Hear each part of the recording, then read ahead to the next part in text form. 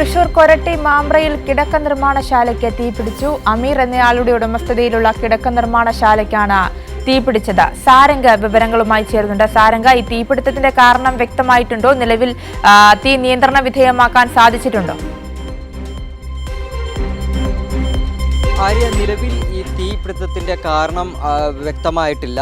ഇന്ന് രാവിലെ 8 മണിയോട് കൂടിയിട്ടായിരുന്നു ഇത്തരത്തിലൊരു കൊരട്ടി ചാലക്കുടി ഭാഗത്തെ മാമ്പ്രയിലുള്ള ഒരു സ്വകാര്യ ഈ വ്യക്തിയുടെ പേരിലുള്ള, അതായത് അമീർ എന്ന വ്യക്തിയുടെ പേരിലുള്ള ഈ ഒരു കിടക്ക നിർമ്മാണശാലയ്ക്ക് തീപിടിക്കുന്നത്. 8 മണിയോട് കൂടിയിട്ടായിരുന്നു ഈ തീപിടുത്തം ഉണ്ടായിരുന്നത്. അവിടെ നിർമ്മാണശാലയിൽ നിരവധി കിടക്കകൾ ഉള്ളതുകൊണ്ട് തന്നെ വലിയ രീതിയിലുള്ള പുക ഉയർന്നുകൊണ്ടാണ് ഈ ഒരു തീപിടുത്തം ഉണ്ടായത്. അത് വലിയ രീതിയിൽ പരിഭ്രാന്തി ഉണ്ടായി എന്നുള്ളതാണ്. ഉടനെ തന്നെ ഈ അഗ്നിരക്ഷാസേന, ചാലക്കുടിയിലെ അഗ്നിരക്ഷാസേന എത്തി തീ നിയന്ത്രിക്കാനുള്ള ശ്രമങ്ങളൊക്കെ നടത്തിയിരുന്നു. തുടർന്നാണ് ഈ മാളയിൽ നിന്നും അതോടൊപ്പം തന്നെ അങ്കമാലിയിൽ നിന്നുള്ള 2 യൂണിറ്റുകൾ കൂടി എത്തി തീയണയ്ക്കാനുള്ള ശ്രമങ്ങൾ നടത്തി വരികയാണ്. എന്തായാലും വലിയ നാശനഷ്ടം സംഭവിച്ചിട്ടുണ്ട് എന്നാണ് പ്രാഥമികമായിട്ട് മനസ്സിലാക്കാൻ കഴിയുന്നത്. അതോടൊപ്പം തന്നെ തീ അണച്ചു വരികയാണ്. 3 യൂണിറ്റുകളുടെയും, അതായത് ചാലക്കുടി, അങ്കമാലി, മാള എന്നീ പ്രദേശങ്ങളിലെ 3 അഗ്നിരക്ഷാസേനകളുടെ യൂണിറ്റുകളുടെ നേതൃത്വത്തിൽ തീ അണയ്ക്കാനുള്ള ശ്രമങ്ങൾ നടക്കുകയാണ്.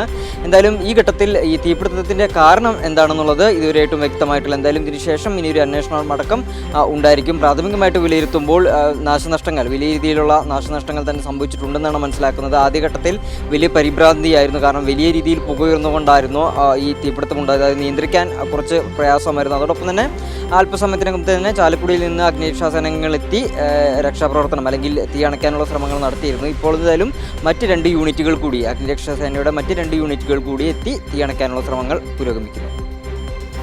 ശരി, നിലവിൽ തീ നിയന്ത്രണ വിധേയമാക്കാൻ സാധിച്ചു എന്നാണ് മനസ്സിലാക്കുന്നത്. സാരംഗാണ് വിവരങ്ങൾ നൽകിയത്.